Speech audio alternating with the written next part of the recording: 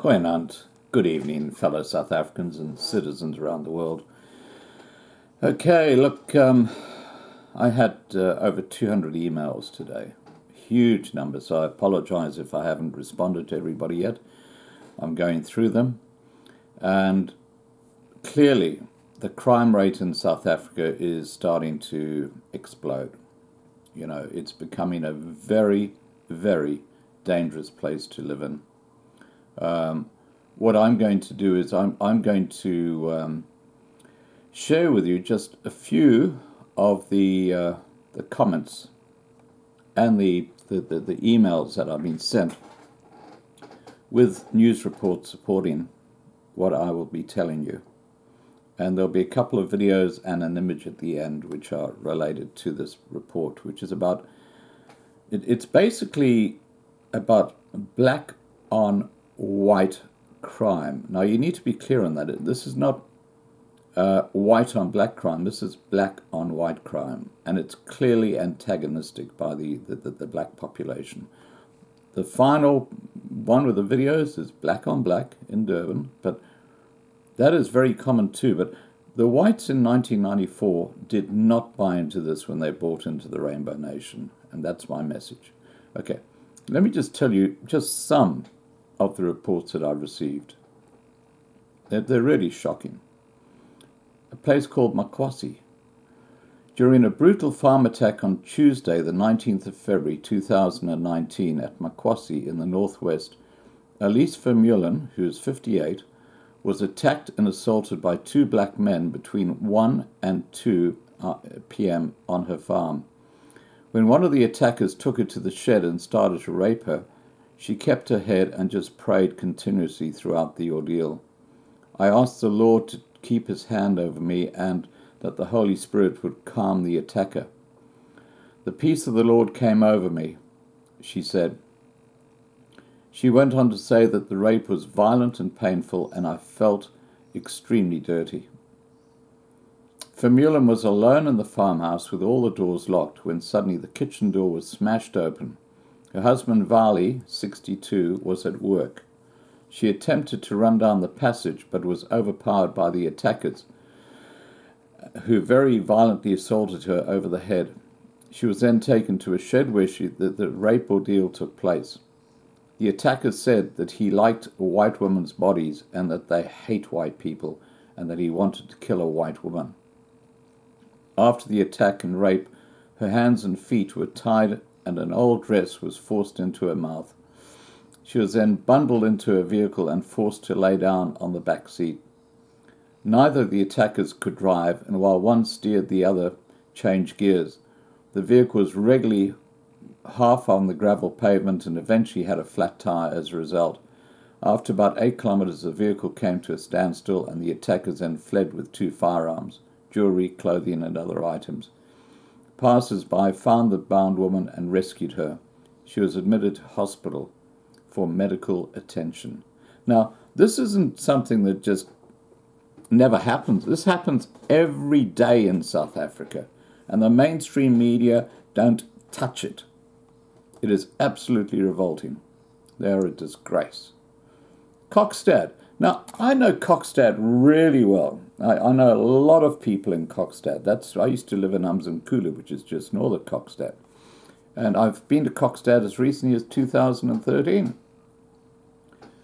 Kokstad. A brutal and very violent farm attack took place on a farm along the R56 Matatiel Road in Kokstad, KwaZulu-Natal.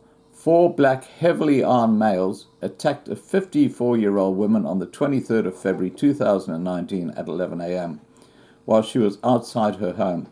They told her not to resist, which she ignored and fought back. They forced her into the house and repeatedly assaulted her over the head and in the face, tied her up and then strangled her. The attackers must have thought that she died as she lost consciousness, and they left her. After she regained consciousness, she fled in her vehicle, where a man next to the road loaned her his cell phone, where she called for help. She sustained serious face and head injuries and has been treated for them in hospital. After she fled the scene, the attackers assaulted the personnel and tied them up. It is not known at this stage how the attackers left the scene and what was stolen. Now you'll notice that these bloody thugs are targeting single white women, elderly women at that, when they go out and they attack. I mean, this is just absolutely cowardly and disgusting. Now let's look at tourism, okay? Cape Town. A Cape Town mountain biker, this is what tourists do, they go mountain biking, was stabbed in his leg below the Table Mountain cableway station during a struggle with a robber who made off with his bicycle on Tuesday morning. Table Mountain bikers said, and this is a quote, "It is likely to happen in our back garden," said spokesman Melanie Vogel, who explained that the area was considered a safe place for city cyclists. The cyclist was too sedated to speak to the paper, but Vogel said he was grabbed off his bicycle while he was on his morning ride. The man took his bicycle, and when he tried to take it back, the man stabbed him in his leg. At some point, he was hit in the chest with a rock, and a knife was put to his throat. At knife point, the cyclist surrendered, and the robber took off with his bicycle. Fed up with the muggings, the cycling community mobilized to find the bicycle and spread the word to ask if anyone had seen it. And obviously, they never found the bicycle. Well, we would have heard. Another Cape Town. Tourism. You'll see why. 2 Metro police officers were shot by a gunman who had also opened fire on the driver of a vehicle that had broken down on the N2 near Borchard's Quarry in Cape Town on Monday. That's earlier this week. Mayoral committee members, last week. We get that right. Mayoral committee members for safety and security, J.P. Smith, said the city of Cape Town was offering a 50,000 rand reward for information that could lead to the arrest and conviction of those responsible for the early morning highway shooting. And Smith said, information at hand indicates that the Metro police officers were dispatched to the N2 inbound near Borchard's Quarry just after 2 p.m. after camera operators detected rocks on the roadway, Smith said. Officers responded, but in the meantime a motorist drove over the rocks and stopped on the side of the road to attend to a tire burst. While doing so, another vehicle pulled over and one of the occupants shot the motorist. When the 2 officers arrived at the scene and inquired about what had happened, the suspects fired on them, and they too were both injured. The female officer was wounded in the left leg, and her colleague was shot in the upper right leg and left side of his groin. The shooter fled with a firearm belonging to one of the officers, a radio, as well as some personal effects. Both officers are in hospital. And they go on to say, at this stage, we are not certain about the condition of the motorist who was shot, but our thoughts are with him and his family. The N2 is one of the city's most dangerous roads.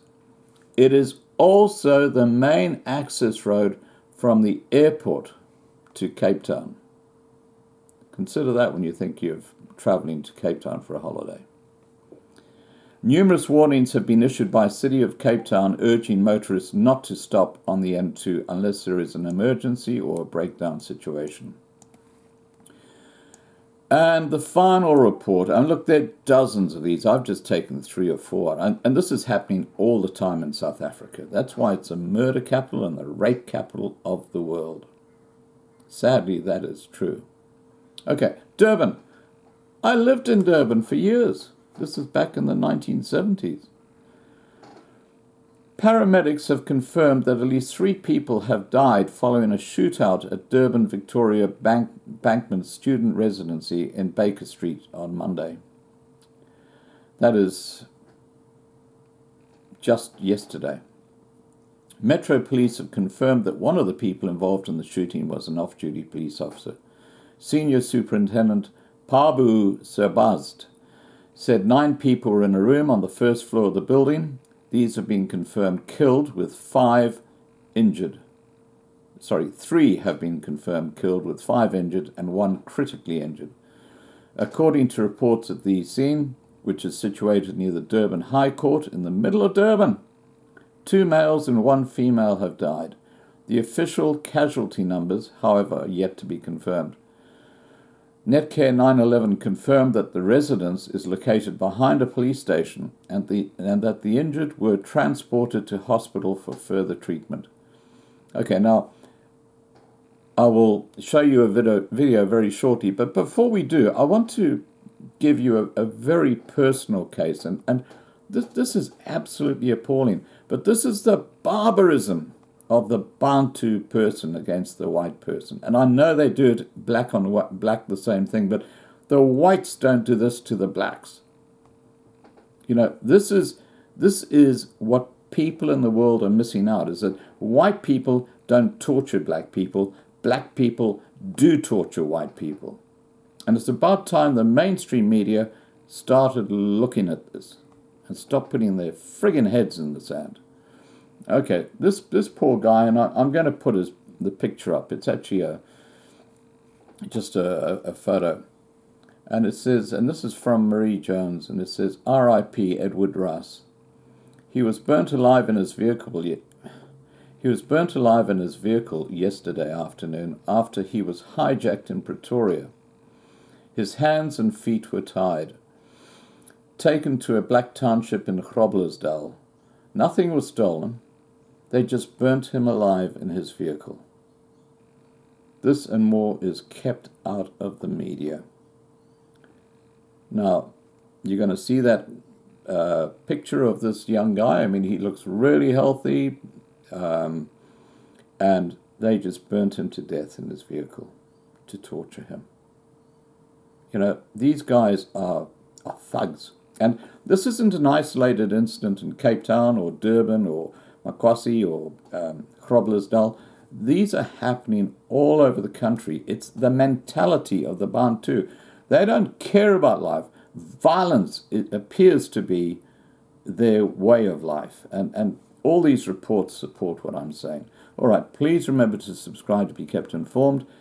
Here comes the image of poor Edward, and then the videos of the shooting that happened in Durban. Bye.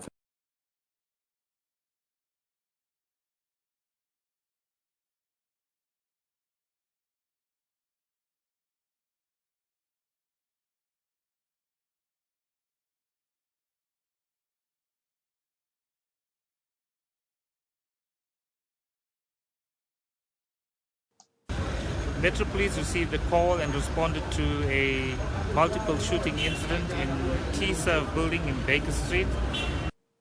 And we established that 9 people were in the room and 3 has been deceased so far, and 5 has been injured and 1 escaped injury.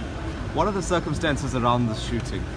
Unknown as yet. We believe that there was a commotion that members of public in the next room heard and informed us that there was a commotion, and immediately after there were gunshots heard.